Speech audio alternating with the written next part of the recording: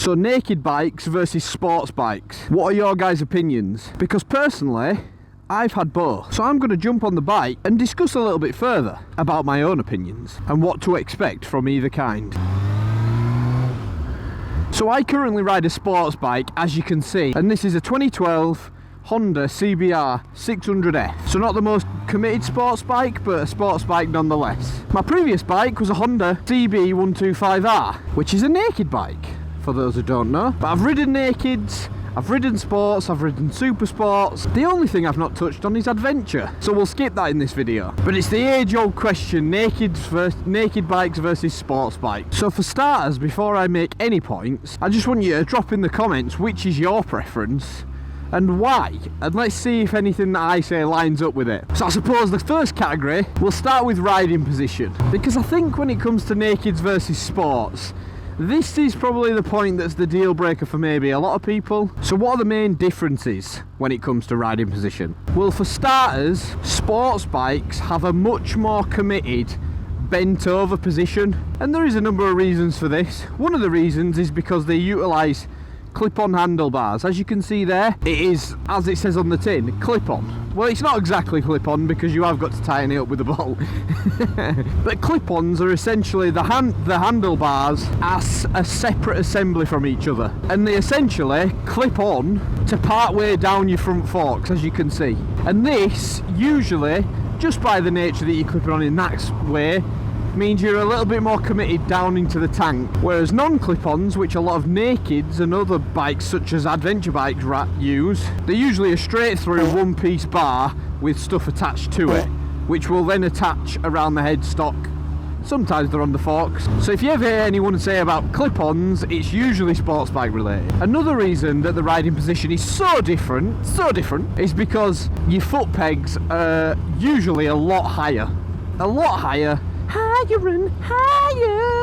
Yeah, they're usually a lot higher on sports bikes, and I think that's probably because sports bikes are designed for sports, motorsports, racing, track. That's what a lot of sports bikes are designed for. That's the intention of sports bike. And the reason why you'd have higher mounted pegs to do sports is because the more lean angle you get, the closer your pegs come to the floor. And if you've got a very low naked set of pegs, naked pegging, then you're very quickly scraping them because they're too low, and as soon as you get the lean angle you start scraping them.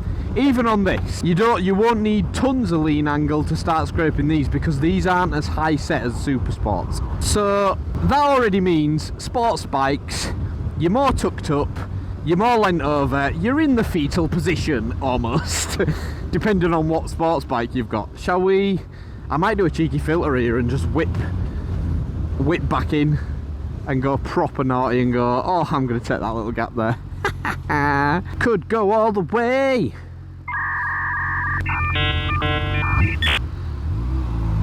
Just forgetting you were driving then, love. Yes, you are essentially in much closer to a fetal position than if you were on a naked bike. And one of the main things is comfort. When you're riding, especially long distances and stuff, and not totally track focused, comfort. You want to be comfy, and the more bent over you are onto your bike, the less comfy you're going to be. That's just the way it goes, bitch. And the reason I've sort of come with this topic today is because I've ridden sports bikes, like I said. This is probably more of a sports tourer. But the other day, I went out on a 2024 Kawasaki Ninja ZX6R, which is a super sports bike, which is a very committed riding position. And it did get me thinking, comparing to a naked bike, where do people stand? And the difference is really, because all bikes are very different, but then all very nearly the same at the same time. So on a naked bike, you are a lot more upright. At the straighter your back, the comfier you are basically. Usually sports bikes have narrower handlebars as well. So nakeds, I find nakeds you feel a little bit more in control. Maybe just me.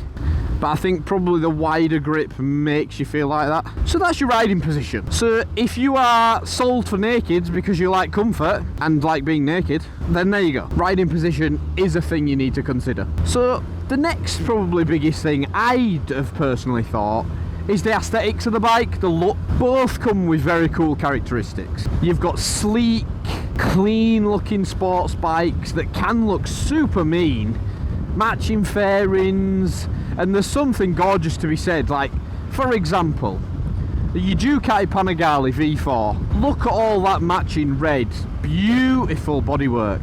It looks insane, it looks awesome. But then part of me just thinks there is something to be said about the brutal, stripped back nature of naked bikes, where it's like, oh, you can have a tad bit of fairing, but the rest of it, I'm going to show you exactly what's making this bike tick. I'm going to show you the inner works of the engine. And I kind of like that, because being a design engineer myself, the amount of work that has gone into those engines, the amount of blood, sweat and tears that has gone into making those things, show it off. Why not show it off? And naked bikes are sort of the perfect way to do that. They've got the speed of sports bikes for the most part. Yeah, not always got the same spec levels, but they've got the speed. They've usually got the same engines, so why not show it off? I do also sometimes love the simplicity of nakeds. It's like, you've got a bike, yeah, whack a seat on it, whack a tiny bit of fairing on it, and whack a pretty basic headlight on it, and you're good, you're golden. Don't worry about fairings, don't worry about wind protection. The rider will deal with that. And there's just, I don't know, there's something about that I love. Which is why initially, for my 125, I was drawn to the CB125R rather than a faired one like an R125. Even then, I was nosing at the MT125 because it's a naked. And even now, every time I look at motorbikes for my upgrade, for my next bike, I always seem to go to thousands. And I do just love how brutal some of them look. Like, for example, the Z1000, Kawasaki Z1000. Oh my god, that bike is gorgeous, and it's brutal, and it looks mean, and it looks like it's going to hurt you physically. It looks like you would not want to mess with that if you walked past it in the street, because it'd probably kidnap your family and leave you to die. I don't know, they just feel more of a beast, more sort of hooligan as well, and that's just on the looks of the damn things. Dumb ways to die. Oh. And that's why you have a bike.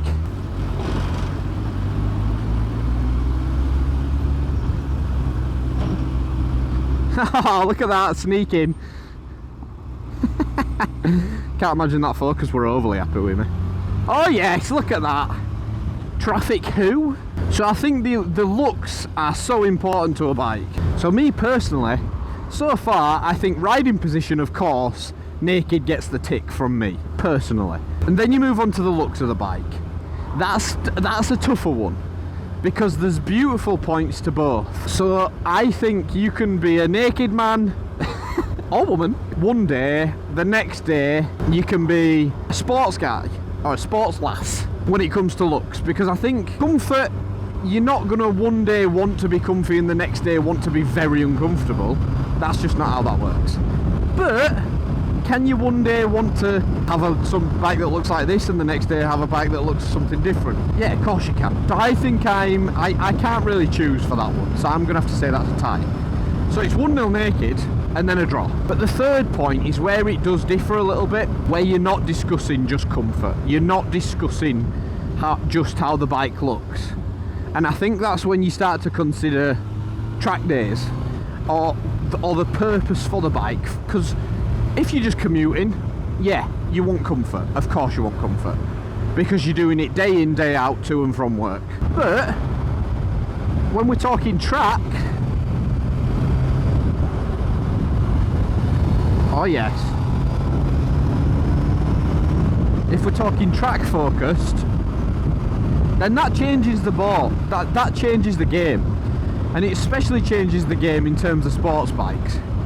Because sports bikes, once again, are made for the track. Now, I'm not saying that you can't have fun on a naked bike on track, because many of you will have been to track days, and the leading packs, the leading groups will have naked bikes in them. Probably usually on a Triumph Street Triple, but they'll be littered with naked bikes, and they'll be littered with fucking fast guys as well on those. And women! Guys and gals, come on Adam. God, it's 2024. Get better. Get better. No, but they will. Men and women smashing it on naked bikes in the top groups.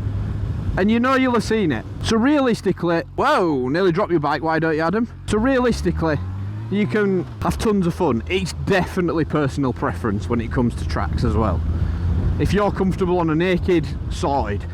As long as you get the setup right for yourself, with your rear sets at a right height, you'll be able to kill it on a naked.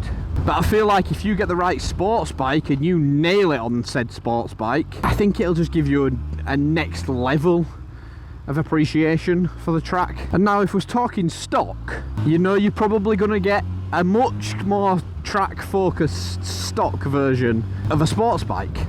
You're probably going to have to do less to the brakes, less to your rear sets, less to a lot of things.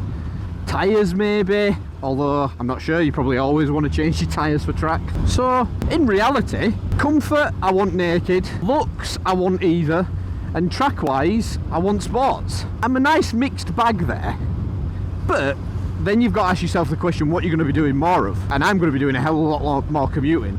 So probably contradictory to what I own, I'd probably go naked. Now that I've owned both and ridden, I'd probably go naked full-time riding. The dream scenario's having a naked bike for the roads and a sports track bike. But we'll see how YouTube does for us, guys. See how the subs and views get on. But if the subs and views do very, very well and I can afford a track bike, I will absolutely do that. And then content for the channel just goes next level anyway, doesn't it? So it's a win-win, really, when you think about it. Now if people want me to go a little bit deeper into the spec differences between, so that you can really get technical with it, I'm happy to do so. If you want that, leave a like and a comment and I'll smash out another video to do with this, going a little bit deeper into it, hopefully riding a couple of different ones as well. But for now, let me know what you think. I want to know what you ride, I want to know what you prefer if you have experience on both. And really, it's just a case of drop a comment, drop a like. You have to be subscribed at this point. There's such a massive percentage of people who watch that just aren't subscribed. Become a Pudling, be one of the fucking legends, and subscribe.